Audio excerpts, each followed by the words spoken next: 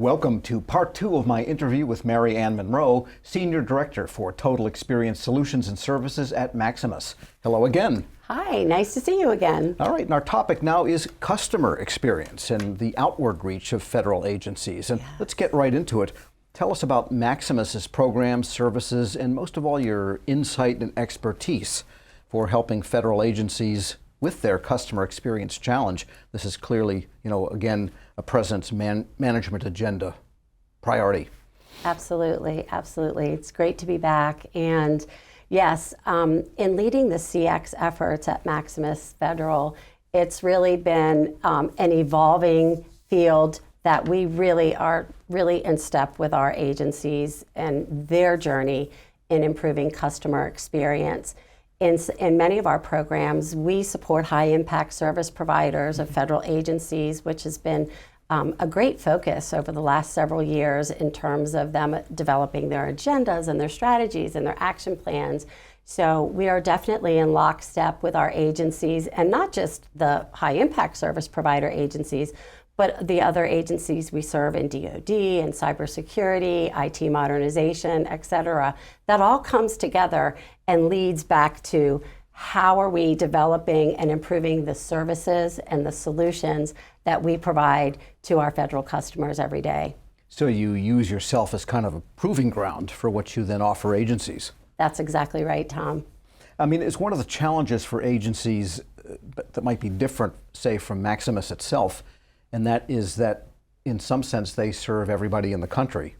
Yes. And if, say, a company, just to make up an example, is selling $525 custom-made shirts, well, they know who their customer is likely to be, and they don't really have to cater to the great unwashed masses.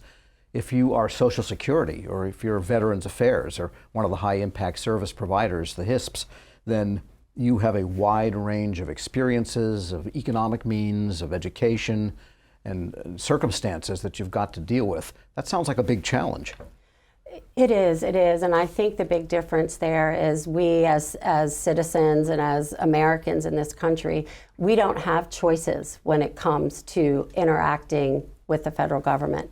If we need our benefits for Social Security, right, we need to go to the Social Security Administration. Veterans need to interact daily with, Department of Veterans Affairs.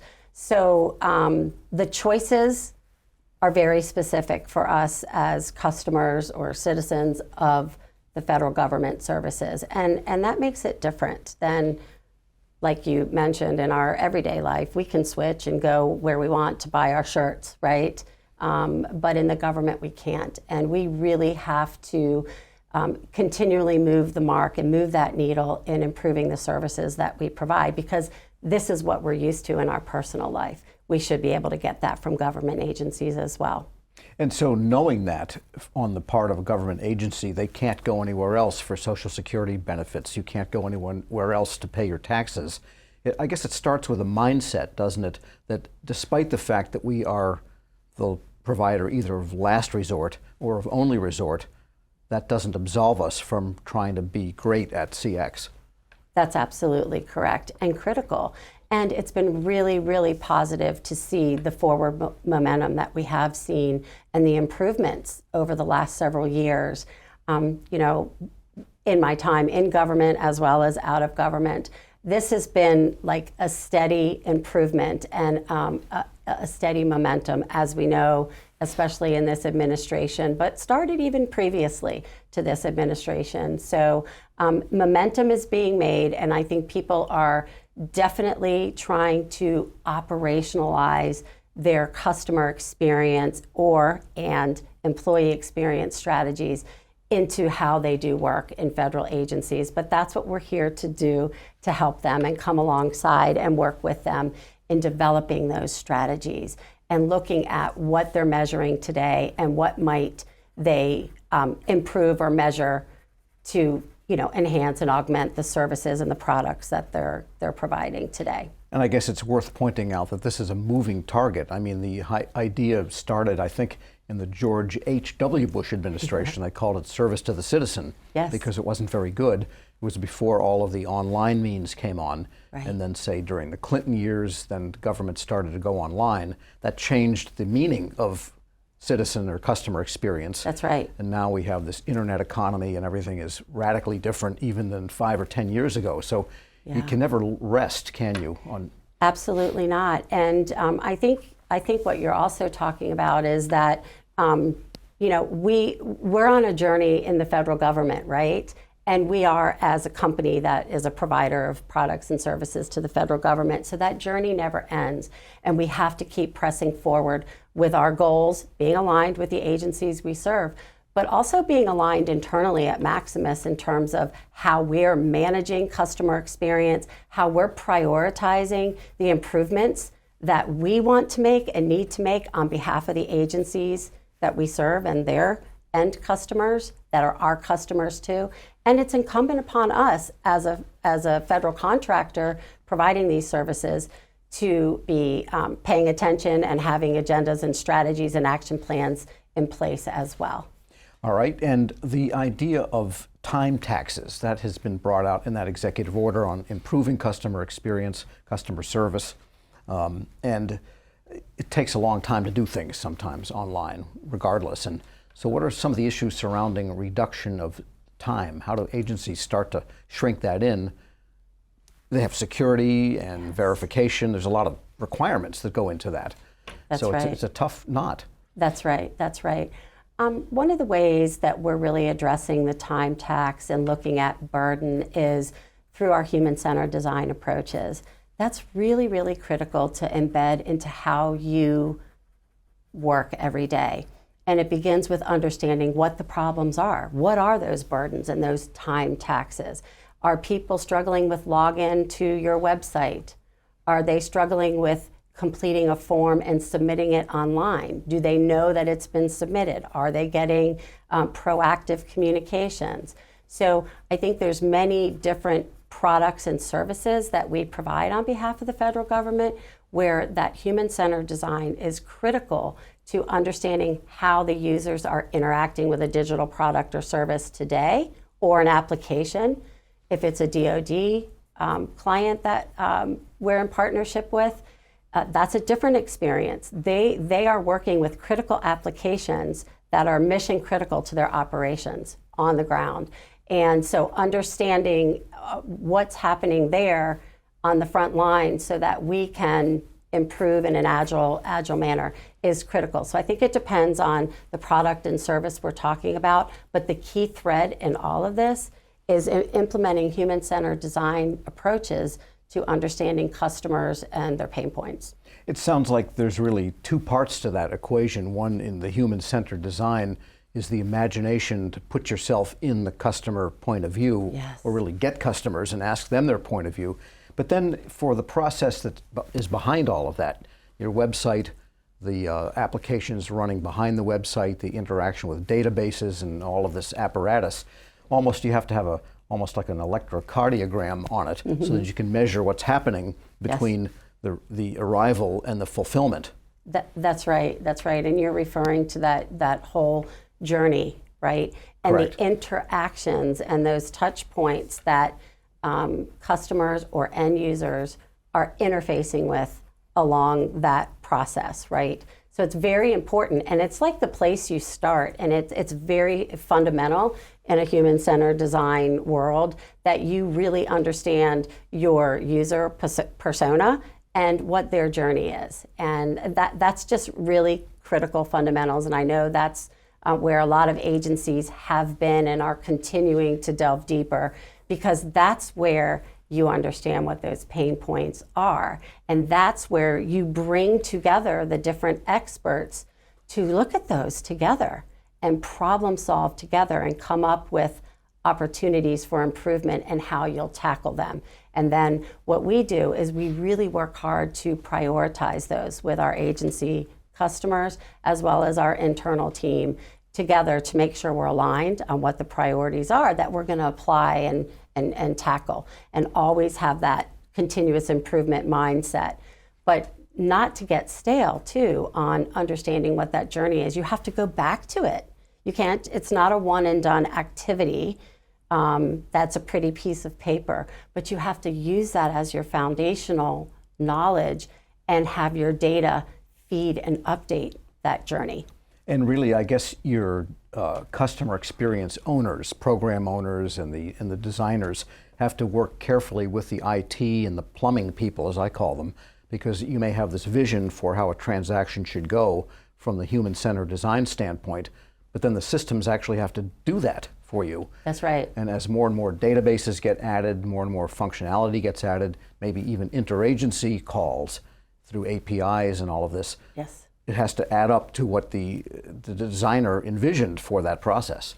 That's right, and I think you're bringing up a really good point. I can't stress enough how important those UX designers and leads that we have across our programs are. They are so integral to understanding what is happening and bringing in and working with our IT teams, right? Our developers and our management teams to bring those customer or end user insights to the forefront, to share what the problems are. I'll give you a simple example. In one of our DoD programs, our UX team is very active in designing web applications and mobile apps in DoD. And they bring in service members into the process, into the lab, to interview them and to help to understand and identify what problems they're trying to solve and what those real life issues are with them, so that they can bring that back into the team, so that that can be envisioned and the appropriate, next steps in that UX life cycle and that design life cycle can occur. But it's really, really important that they're engaging with the people they're designing these services for and solutions. And then the third piece, I guess, is measuring. Are we really making progress?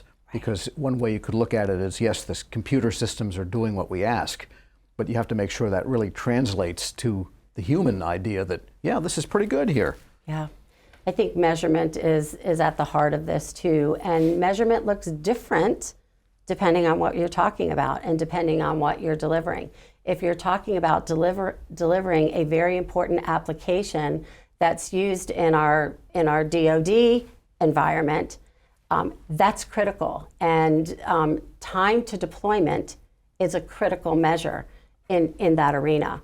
There isn't time to wait, and the time for iterative improvements is a matter of life-saving operations. So time to deployment on applications would be critical, a critical measurement that we look at in DoD.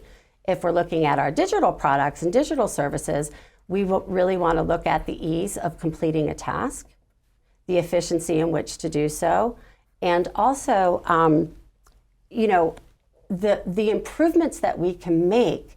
In one of our programs that we support for Department of Education, we're applying robotic process automation to improve processing in certain loan application processes.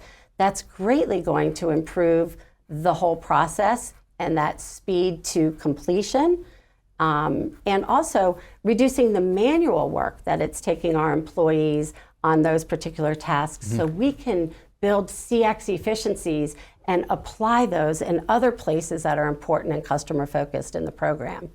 Interesting. Improving your customer experience in some ways backs up to improving your employee experience that we talked about yesterday. That's exactly right. That's exactly right. And the example of that is really in what we're doing with our RPA processes, because if we can improve and automate, it's making it easier and less touches on our employees. And the important point is you take that extra time that is gained through those efficiencies and you apply those to other improvements that we have in the pipeline that we know we want to address with our clients and end customers. Yeah, talk some more about leveraging technology for service delivery, because we've been talking in terms of web applications, but most agencies really have what they call the omni-channel requirement.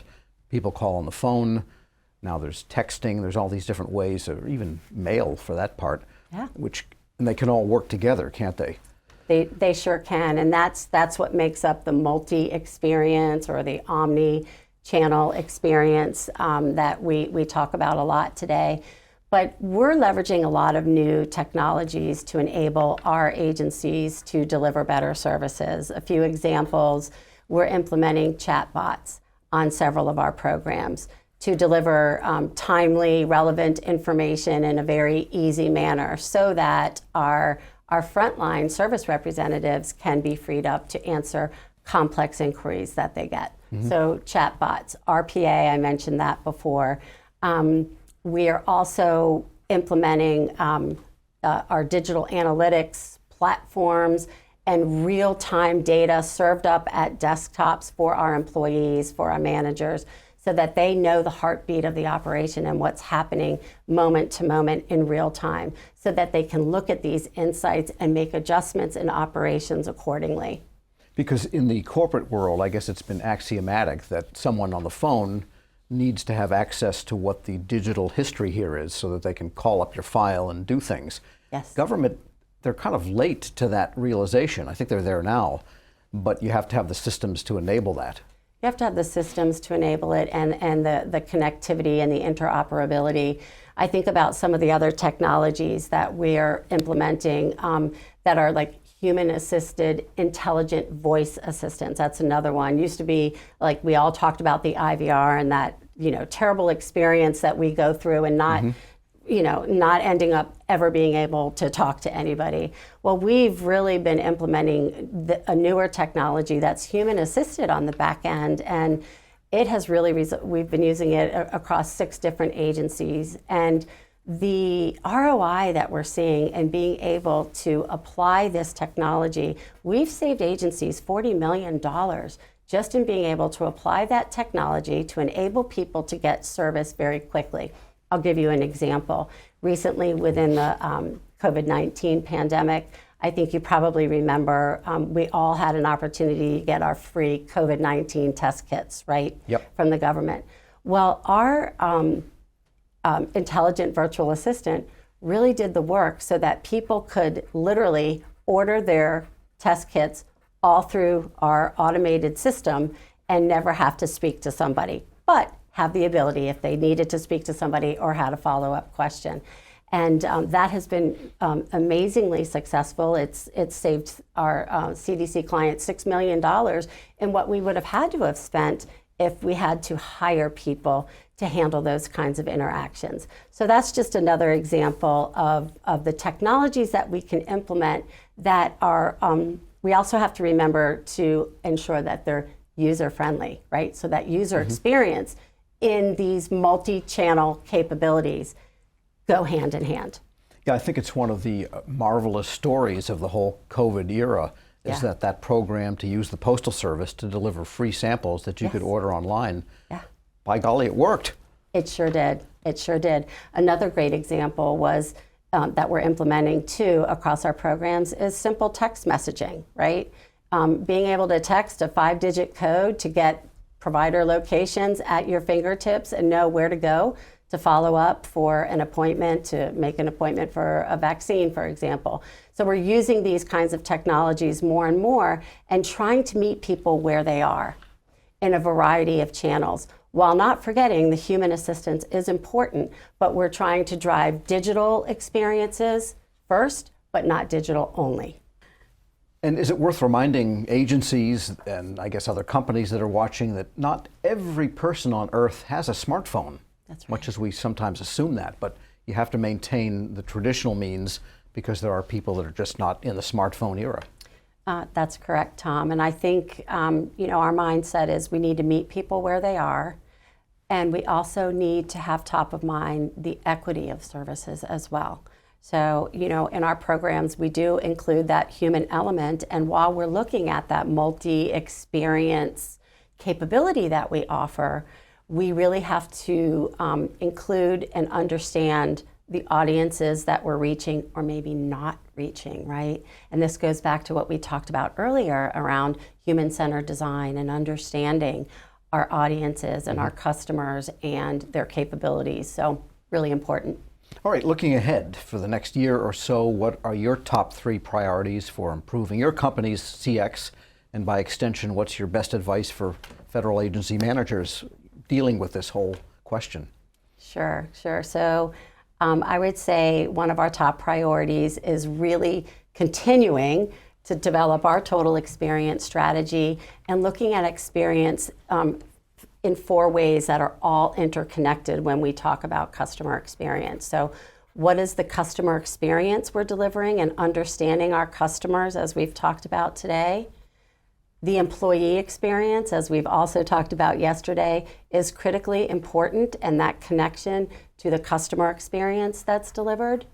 And also the enablers to good CX and good EX have everything to do with the multi-experience capabilities that we've talked about and the different channels in which people can interact with products and services that we deliver on behalf of agencies, as well as the user experience and the importance of that as we develop our digital products and services. So we're really continuing to focus our strategies intertwined in those areas across our programs and also help agencies to do that as well. All right, a lot to think about. Yes. MaryAnn Monroe is Senior Director for Total Experience Solutions and Services at Maximus. Thanks so much for joining me. Thanks for having me today. Great to have you today. And next we're going to hear from a federal leader on their view of the CX equation. I'm Tom Temin. You're listening to Federal News Network. Let's go back to the studio now for more on the CX Exchange.